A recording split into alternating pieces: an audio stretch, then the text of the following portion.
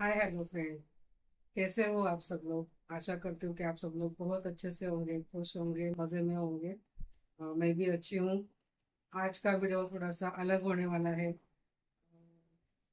मतलब किचन का कुछ भी नहीं दिखाऊंगी मैं, ना रेसिपी दिखाऊंगी, ना कुछ होम डेकोर दिखाऊंगी। आज एक क्या बोलूँ मैं, आज मेरे पापा को जाके 6 साल हो गए। तो एक बेटी एक अ, पिता के लिए कुछ बोलना चाहती है। सॉरी अगर आप मेरे वजह से बहुत ज़्यादा इमोशनल हो गए, तो इसके लिए मैं पहले से ही माफ़ी मांगती हूँ। लेकिन मुझे लग रहा था कि मैं इतने सारे वीडियोस बनाती हूँ, तो मेरे पापा के बारे में भी मैं कुछ आपको बताऊँ। वो कैसे थे और वो कैसे इंसान थे। कि वो ऐसे इंसान थे जिनको लोग याद रखना पसंद करेंगे। वो हर एक के दिल में है। तो मेरा बचपन जो गुजरा, तो मेरे पापा ने मुझे कभी भी मतलब किसी भी चीज़ की कमी नहीं होने दी। जो मैंने मांगा वो मुझे मिला। वो कितना महंगा हो, कितना कैसे भी हो, उन्होंने मुझे ला के दिया है। और मतलब मेरे पापा मेरे मम्मी दोनों प्रोफेसर है। वो दोनों मराठी के प्रोफेसर थे। मतलब मम्मी भी अभी रिटायर हो गई है, और पापा भी प्रोफेसर ही थे। लेकिन वो ऐसे इंसान थे ना, वो किसी को कभी दुखाया नहीं, मन नहीं दुखाया उन्होंने। जिसने जो बोला वो अंदर ही अंदर ले लिया। किसी को गलत उल्टा जवाब नहीं दिया, किसी के बारे में कभी गलत नहीं बोला। उल्टा बोलते थे। अगर जैसे गांधी जी ने बोला था ना, कोई एक गाल में मारे दूसरा गाल आगे कर दो। वो ऐसे इंसान थे। कभी किसी को उल्टा मत बोलो, कभी किसी के लिए बुरा मत बोलो। तो उसमें और हम में अंतर क्या रहेगा, ये उन्होंने हमको सीख दी है। और वो हम कभी नहीं भूलेंगे, क्योंकि कितना भी हो जाए, हमको हमारे जो अंदर की अच्छाई है उसको कभी भूलना नहीं चाहिए। वो हमने हमारे पापा ने, मम्मी ने हमको सिखाया है। तो मैं मेरे मम्मी पापा को शादी के 7 साल के बाद हुई हूँ। तो घर में मतलब मैं मेरा तो और पापा को मतलब होता है ना, एक बाप बेटी का रिश्ता एक अलग ही होता है। तो जैसे अ, मैं बोलूँगी कि माँ के लिए तो दुनिया में बहुत कुछ मतलब लिखा गया है, बोला गया है। मदर्स डे वगैरह सेलिब्रेट करते हैं हम लोग, सब कुछ करते हैं। और करना भी चाहिए, क्योंकि मातृदेवो भव पितृदेवो भव, ये तो हमने सीखा ही है। लेकिन बाप के बारे में, पिता के बारे में कभी ज्यादा कुछ बोला नहीं गया। जो इंसान पूरी जिंदगी अपनी फैमिली के लिए काम करता है, जिनके लिए वो हर चीज करने के लिए तैयार रहता है, उसके बारे में बहुत कम बोला गया है। सॉरी, मैं बहुत इमोशनल हो रही हूँ। और आज मुझे मतलब मैं कभी उनको भूले, मैं और मेरे पापा दोनों नेचर में बिल्कुल सेम है। एकदम इमोशनल है हम लोग। तो हम लोग जो भी डिसीजन लेते हैं वो भी इमोशनली ले लेते हैं। और दूसरों के लिए भी बहुत हम इमोशनल है। मतलब परिवार के लोगों के लिए तो है ही है, लेकिन हम अदर लोगों के लिए, अगर किसी के आंख में आंसू आया तो हम लोग के भी आंख में आंसू आ जाता है। ऐसे हम हमारे दोनों की पर्सनालिटी सेम है। तो बोल सकते हो मैं पापा की बिल्कुल डुप्लीकेट कॉपी हूँ। तो और मेरे पापा ने मुझे जिंदगी में बहुत प्यार दिया। और मैं भगवान से बोलूंगी कि जितने भी मुझे जन्म आगे मिलेंगे, मुझे यही मम्मी पापा चाहिए, यही आई पापा चाहिए। और सॉरी, हर बच्चे को ऐसे माँ बाप मिले जो उनको जिंदगी भर साथ दे। मेरे मम्मी पापा ने कभी भी खुद के लिए नहीं सोचा, खुद की ख्वाहिशों के लिए नहीं सोचा, कभी घूमने नहीं, कभी कुछ नहीं। हमारी ख्वाहिश है, हमारी क्या बोलते हैं उसको, पढ़ाई लिखाई, हमको क्या पसंद है और परिवार में किसको क्या पसंद है, ये सब उन्होंने उसके ऊपर फोकस किया, उसके ऊपर ध्यान दिया। उन मतलब खुद के लिए वो कभी जिए ही नहीं। मेरे पापा दूसरे जगह पे थे जॉब के लिए, मतलब टीचर थे, तो दूसरे जगह पे थे। सेम सिटी में नहीं थे हम लोग। तो बहुत सारा साल उन्होंने अकेले गुजारा है हमारे लिए, ताकि हमारा फ्यूचर अच्छा बने। ये दिखता नहीं किसी को कि एक पिता ने अपने बच्चों के लिए या अपने परिवार के लिए क्या किया है। तो आज जब हम माँ बाप बने हैं, हम उस स्टेज पे खड़े हैं, तब हमको पता चल रहा है कि आज हमारे पास, आजकल की जॉब में तो अच्छा खासा सैलरी होता है, फिर भी हमको वो कम लगता है। मतलब कि हर चीज में हम लोग को लगता है कि नहीं, मेरे पास तो ये नहीं है, मेरे पास तो वो नहीं है, हमको ये चाहिए। लेकिन हर चीज के लिए ना प्रिपेयर आपको रहना चाहिए। एक्चुअली मैं आपको बताना चाहूंगी कि जब उनका मतलब 18 अगस्त को उनका डेथ हुआ, तो उसके पहले 8-10 दिन वो एडमिट थे। तो 2019 की बात है ये, कोरोना आने से पहले की बात है। तो पता नहीं उनको लग रहा था, क्योंकि उनको मेरे सिवा बिल्कुल नहीं जमता था। हर बात वो मुझसे शेयर करते थे, जो मम्मी से भी नहीं कर पाते थे वो मुझसे बोलते थे। उनको जो भी मन में है वो मेरे साथ बात करते थे। तो पता नहीं कैसे बताऊं मैं आपको कि मम्मी को उन्होंने बहुत फोर्स किया कि नहीं मुझे ना, एक्चुअली मेरे घर का नाम जो है वो माया है। मतलब उनको लगता था कि मैं सबके लिए करती हूँ, सबकी ख्वाहिशें पूरी करती हूँ, किसी की भी मदद कर देती हूँ, मेरी पहचान का हो ना हो। क्योंकि मेरे पापा भी सेम वैसे ही थे और मैं भी सेम वैसे ही हूँ। मैं उनके रास्ते पे चल रही हूँ, जो उन्होंने मुझे दिखाया है सही रास्ता। तो उनको लगा कि मेरा नाम माया ही बराबर है, क्योंकि मैं सबके सबके ऊपर, माया का मतलब है किसी के भी ऊपर दया करना। तो वो माया मतलब प्रेम, प्यार, ये इसका मतलब है। तो घर का मेरा जो नाम है तो वो माया है। माया ताई बोलते थे वो मुझे। मम्मी को बोले कि नहीं मुझे ना उसके पास जाना है, हम लोग जाके उसको। एक्चुअली हर साल मेरी मम्मी, जैसे मैंने आपको बोला कि पापड़ वगैरह वो सब चीज, अचार, मिर्ची, मसाले सब मुझे मम्मी की, मुझे जब से शादी हुआ मेरा तभी से आज तक 27 साल हो गए, सब मेरी मम्मी के यहाँ से आता है। मम्मी मुझे बनाने ही नहीं देती है, मतलब उसका भी बनाती है और मेरा भी बनाती है। बोलती जब तक मेरा हाथ पाँव चल रहे मैं तुझे भी करूंगी और मेरे बहू के लिए भी करूंगी, दोनों के लिए वो करती है। तो पापा मतलब वो सब लोग ना मई महीने में मेरे यहाँ पे हमेशा आते थे, क्योंकि सब लोग टीचर थे। मेरा भाई भी मतलब वो टीचर लाइन में ही है, उसके क्लासेस है। तो सबको मई महीने में छुट्टी रहता है, तो वो लोग उस टाइम में आते थे मेरे यहाँ पे मुंबई में, ठाणा में। तो हम लोग यहाँ से भी कहीं घूमने जाते थे वगैरह, बच्चों को घुमाने लेके जाते थे। तो वो लोग मई महीने में आके गए थे। फिर भी जून महीने में ना ऐसे पापा जून जुलाई में मम्मी के पीछे ही लगे थे कि चलो वापिस चलते हैं माया के पास, मुझे उससे उसके पास रहना है। पता नहीं वो इनको कुछ पता चल गया होगा कि उनको अभी कम दिन उनके पास बाकी है, पता नहीं भगवान जाने क्या हुआ। लेकिन जुलाई के एंड में वो माने ही नहीं, बोलते मुझे जाना ही है, तू आएगी तो ठीक, नहीं तो मैं अकेला चला जाऊंगा उसके पास। मम्मी बोले चलो हम दोनों चलते। मम्मी तब रिटायर थी। तो दोनों जन आए मेरे पास। फिर बोलते मेरी माया को अचार बहुत पसंद है तो अचार बना के दे। तो मम्मी ने अचार वगैरह सब बनाया, सब। मतलब हम कुछ भी करते थे ना उसमें वो लहसुन साफ कर देंगे। मेरी भाभी को तो उनका बहुत आदत है कि पापा खाली बैठते ही नहीं थे, कि बोलते उनको लगता था जितना हम खाते हैं ना उतना तो अपने को काम करना चाहिए।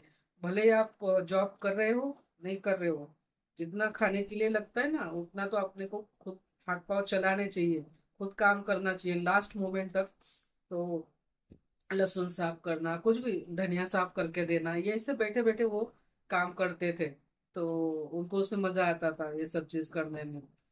तो मेरे पास भी आए तो जैसे हम लोग लहसुन वगैरह बहुत सारा डालते हैं अचार में, सॉरी। तो वो सब किया, कैरी साफ करके दिया, वो सब मतलब सब चीज में हेल्प किया। और मम्मी को लग रहा था 2-4 दिन रहेंगे, सब उसको मसाले वगैरह सब दे देंगे, अचार बना दूंगी मैं माया के लिए और फिर चले जाएंगे।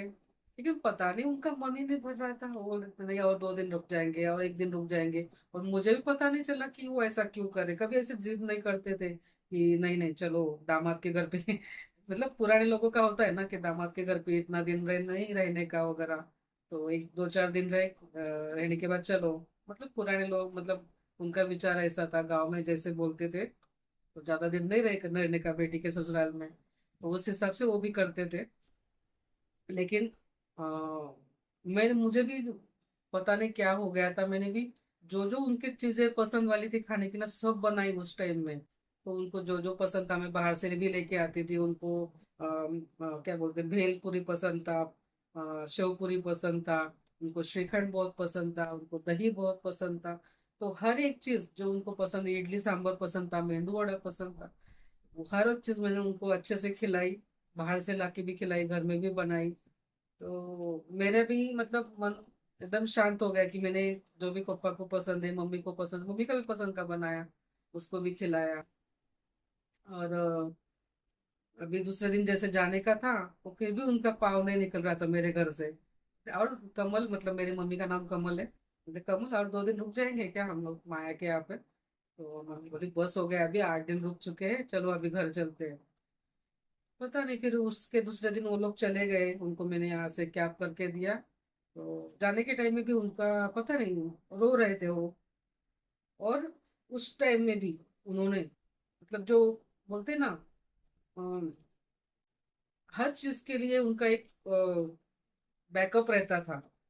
वो आए ना जिस दिन मेरे घर पे, वो पता नहीं मैं कैसे बात कर रही हूँ, आप समझ लेना, आगे पीछे हो रहा है मेरा वॉइस। कि अ, उनके पास 50,000 रुपीज थे। मुझे बोलने में कोई ये नहीं हुए सबके सामने। आज ये प्लेटफॉर्म पे मुझे मौका मिल रहा है मेरे पापा के बारे में बात करने का, उनके लिए प्यार जताने का, उनके लिए रिस्पेक्ट मेरे मन में जितनी है वो बताने का। तो मैं सब बताऊंगी आपको। वो लेके आए, वो बोलते मुझे मुझे मुझे बोले कि माया ताई ये पैसे लो और अच्छे से रख दो, मैं जाने के टाइम में मुझे दे देना। मैं बोली इतना पैसा लेके क्यों घूम रहे हो पापा आप? तो बोलते नहीं नहीं, ये ना ऐसे मैं साइड में हमेशा रखता हूँ, तो कभी भी कहीं जरूरत लग जाए, कभी किसी के एडमिट करने का जरूरत पड़े, कुछ हॉस्पिटल का जरूरत पड़े, तो बोलते दामाद के घर पे आके फिर अगर मुझे कुछ प्रॉब्लम हो गया, उनको एक्चुअली फिट्स वगैरह आते थे, वो फिट्स का दवाई ले रहे थे मेरे पापा, बीपी था उनको, शुगर वगैरह नहीं था। तो उनको एक मन में डर था कि मुझे कहीं कुछ हो जाए तो मुझे एडमिट करना पड़े, तो अगर बेटी के घर पे हुआ तो दामाद को कुछ टेंशन नहीं चाहिए, इसलिए वो हमेशा जब भी आते थे कुछ ना कुछ उनके पास रहता था। तो ऐसे दिमाग में उन्होंने ले लिया था कि नहीं नहीं, हम खुद का जिम्मेदारी खुद को उठाना चाहिए।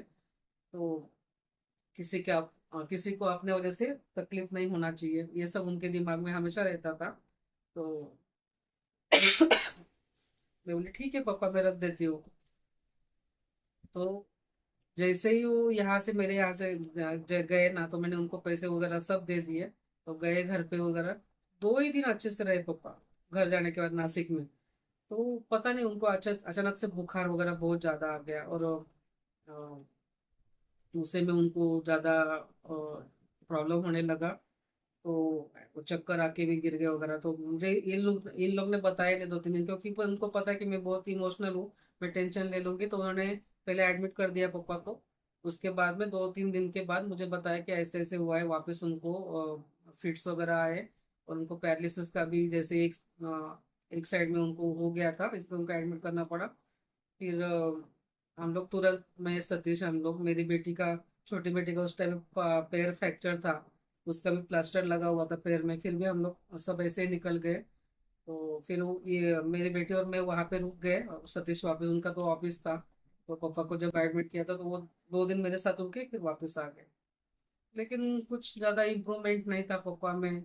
और मैं जब गई तो उनको वेंटिलेटर पे लगा दिया था, वो मुझसे, क्या बोलूं, लास्ट टाइम में बात भी नहीं कर पाए, सिर्फ आंखों से मुझसे बात करे थे, मेरा हाथ पकड़ लिया था। और मैं उनको वादा किया कि मैं आपको जाने नहीं दूंगी, और मैं आपका जिंदगी भर हाथ पकड़ के रखूंगी, ये मैंने उनको अंदर में हॉस्पिटल में बोला।